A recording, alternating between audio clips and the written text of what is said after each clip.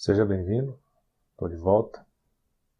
A gente vai começar hoje o estudo dos FETs, transistores de efeito de campo. Até então a gente viu o transistor bipolar. Ele recebia esse nome porque ele era baseado em lacunas e em elétrons livres. Eram dois tipos de portadores, né?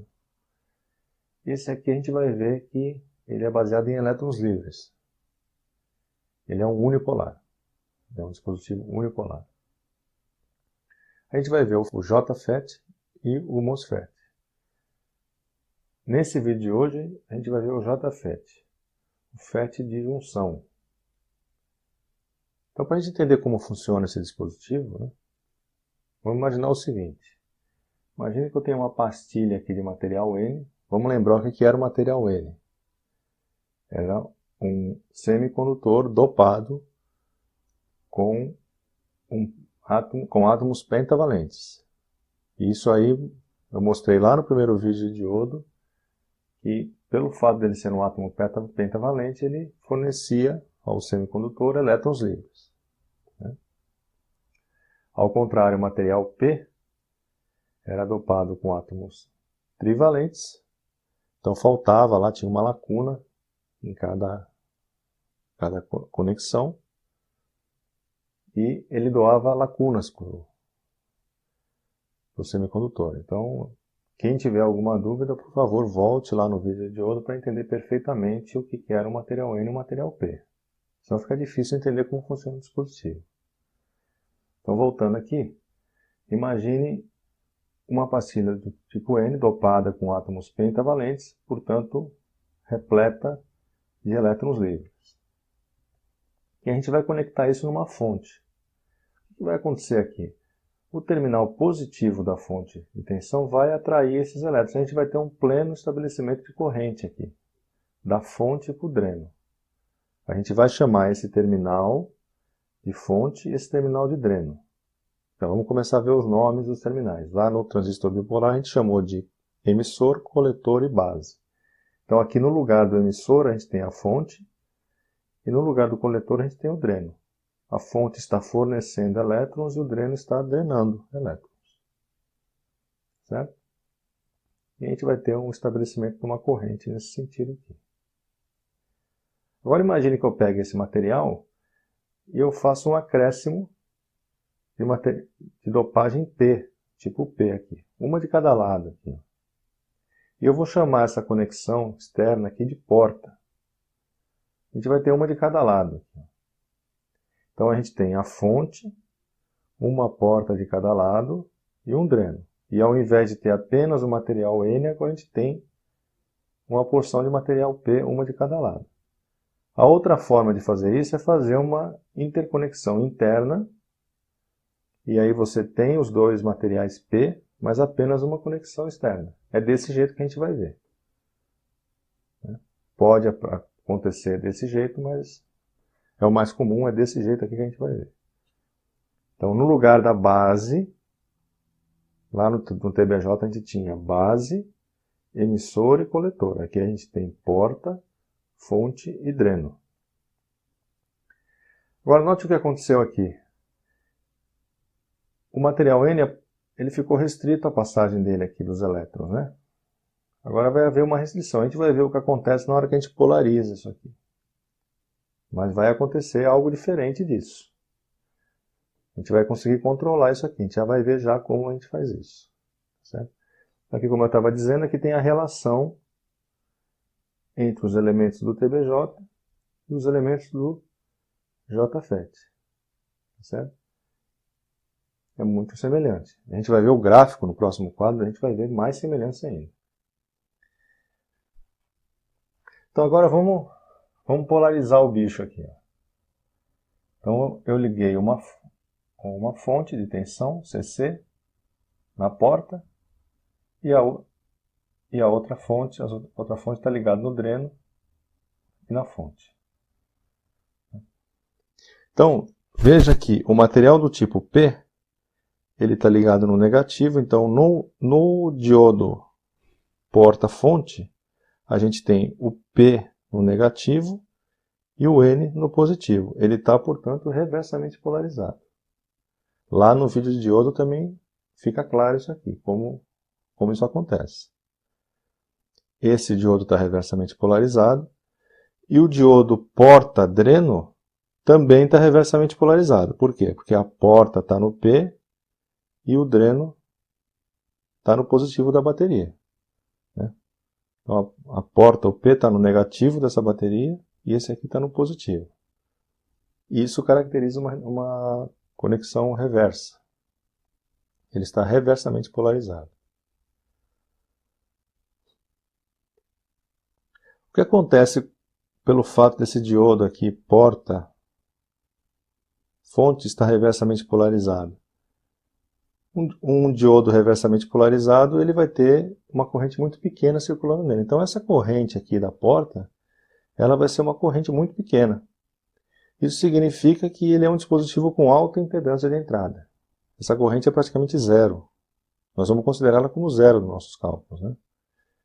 Então é uma impedância muito alta. Isso pode ser útil. A gente viu lá que quando a gente estava fazendo as nossas configurações e a gente conectava uma fonte na entrada, a gente desejava que a maior parte da tensão da fonte estivesse presente na entrada do dispositivo. E para isso o dispositivo precisava ter uma alta impedância. Isso é uma característica do JFET. Ele tem uma alta impedância de entrada. Certo? Agora, vamos entender o efeito de campo desse transistor. Em volta do material P, a gente vai ter uma recombinação de elétrons livres nas lacunas, né? Entre o P e o N aqui.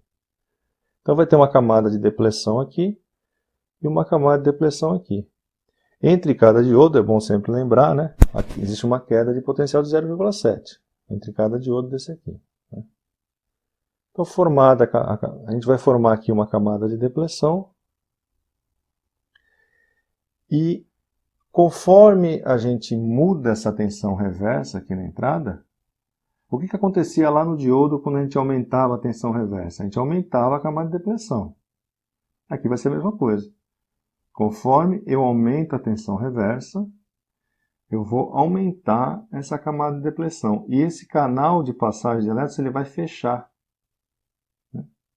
Então eu consigo controlar a abertura desse canal, controlando através da tensão de entrada aqui. Quanto mais negativa ela for, mais eu fecho esse canal. Ora, eu disse que esse canal permitia a passagem da corrente aqui. O que acontece conforme eu vou fechando o canal? Vai passando menos corrente até não passar nada, né? Então, ao contrário do TBJ, no TBJ a gente controlava a corrente do coletor através da corrente da base. Existia lá o ganho de corrente.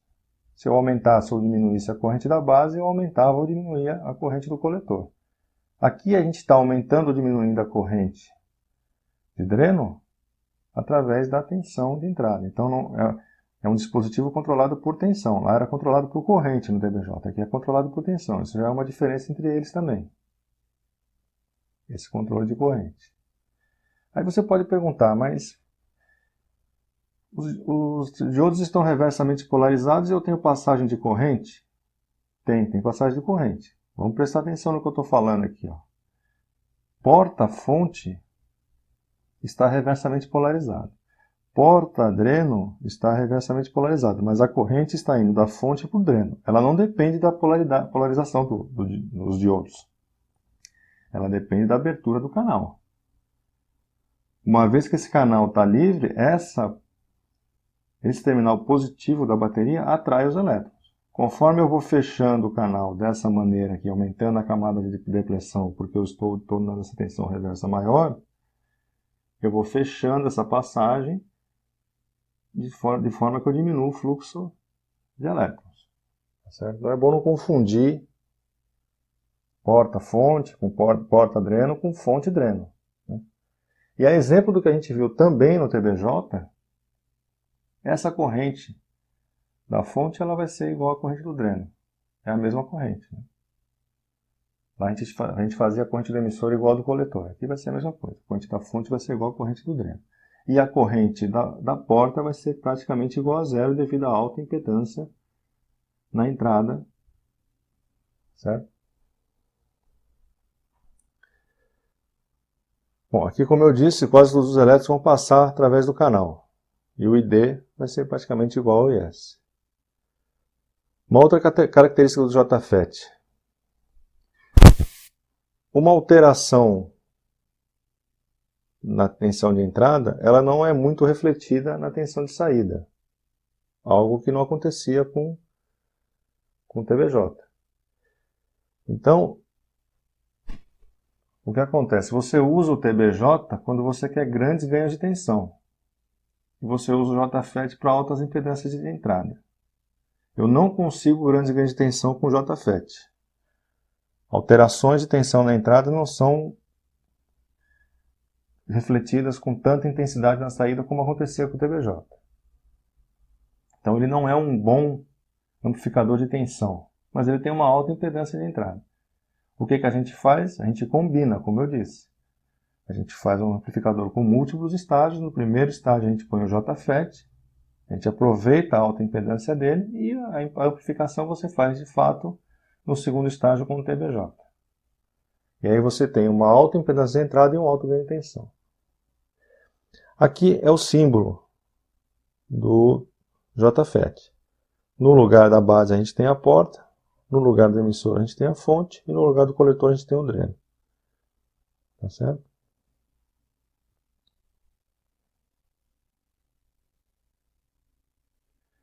Agora vamos ver as curvas de dreno, né? A gente viu lá para o TBJ as curvas do coletor. Veja que, como eu falei, ela é bem parecida, né? É muito parecida. Então vamos lá, a gente tem uma fonte na porta e uma fonte aqui no dreno, entre dreno e fonte. O que vai acontecer na hora que eu curto-circuitar essa fonte aqui? Ou seja, eu tornei zero, né? É a menor tensão que eu posso ter, ou maior, né? A maior tensão que eu posso ter aqui. Então, na hora que eu curto-circuitar aqui, eu vou ter a maior corrente. Então, para VGS igual a zero, a porta curto-circuitada, eu tenho o máximo de corrente que eu consigo no dispositivo.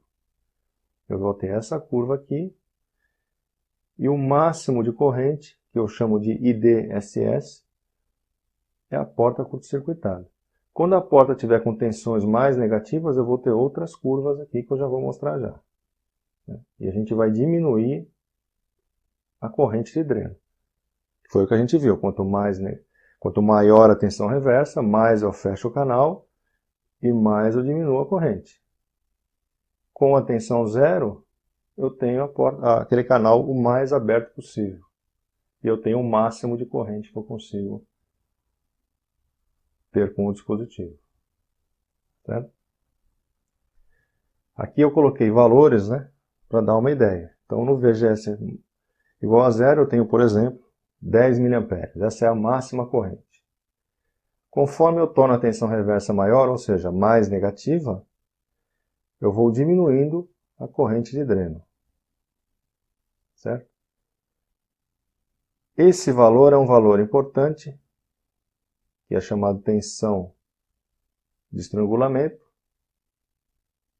que veja que a corrente aqui ela vai crescendo até ela atingir esse ponto aqui. A partir desse ponto, ela fica constante, praticamente constante. E ela é chamada de tensão de estrangulamento. A gente vai ver que ela tem um valor, o valor dela coincide com o VGS aqui, menos 4, certo? Esse VP é 4 e esse VGS é menos 4. O que é essa última curva aqui? Da mesma maneira que a gente viu no TBJ, isso aqui é a região de corte. Nessa curva, a corrente é igual a zero. Eu não tenho corrente no dreno, ou seja, eu praticamente fechei o canal. Quando ela ficou tão negativa aqui que eu já fechei o canal. E esses valores são coincidentes. No catálogo, no datasheet, você não vai achar VP. Ele vai dar o valor para você como VGS off. E você vai ter que saber que VGS off é igual a menos VP. Aí você vai conseguir o valor de VP. Esse valor de VP nós vamos usar nas fórmulas, a gente vai ver nos outros vídeos. É um valor importante. Tá certo? Então, novamente, eu tenho o máximo valor de corrente quando o VGS é igual a zero, que equivale a um curto-circuito aqui. Eu consigo esse valor de corrente. Conforme a tensão entre porta e fonte vai ficando mais negativa, eu vou fechando aquele canal, vai passando menos corrente e a corrente de dreno vai diminuindo. Até que eu atinja um valor que o canal está praticamente fechado e a corrente é zero. Esse VGS aqui ele é chamado valor de corte, que no inglês vai ser VGS off, que é o que está no catálogo no datasheet. Então essa é a região de corte, o que a gente chamava no TBJ de região de saturação, que era essa parte aqui. No JFET, ou no FET, vai receber o nome de região ôhmica, porque existe uma proporcionalidade entre a corrente e a tensão. A gente já vai ver mais detalhes ali na próxima divisão aqui. Existe uma proporcionalidade, ela é chamada de região ôhmica. E essa região entre a região ôhmica e a região de ruptura é a região ativa. É o que estava dizendo aqui, região ativa. E aqui é a região de ruptura, é a região que a gente não vai atingir. A gente destrói o dispositivo se a gente chegar nessa região. Certo? Bom, agora vamos falar da região ôhmica. Então, essa região aqui quase vertical, ela é a região onde a tensão é proporcional à corrente. E como o nosso dispositivo é um dispositivo controlado por tensão, conforme eu vou diminuindo a tensão, eu vou descendo aqui, então eu estou controlando a resistência por essa tensão. Eu consigo controlar a resistência do dispositivo se eu estiver operando nessa região. Ele é um resistor variável por tensão. Tem que estar operando nessa região aqui. Né? Se estiver nessa região, é região ativa. Não vale o que eu estou falando. Ela vale para essa região aqui. Com um dispositivo operando nessa região, a gente consegue ter um resistor controlado por tensão. E a fórmula da resistência é essa daqui. Ó. RD é igual a RO sobre 1 menos VGS dividido por VP ao quadrado. O RO é a resistência com VGS igual a zero. Certo? Está aqui o VP, ó, que eu falei que a gente usa nas fórmulas. Você não vai encontrar o VP no catálogo, você vai encontrar o VGS off. E aí você tem que saber que o VGS off é menos VP. Para você poder usar nessa fórmula aqui. E nas outras que a gente vai ver. Tá bom? Bom, eu vou encerrando esse vídeo aqui. E a gente vai ver mais teoria no próximo vídeo. Tá bom? Peço a você que se inscreva no canal, que deixe aí o seu like e o seu comentário que ajuda a divulgar. Então vejo você no próximo vídeo.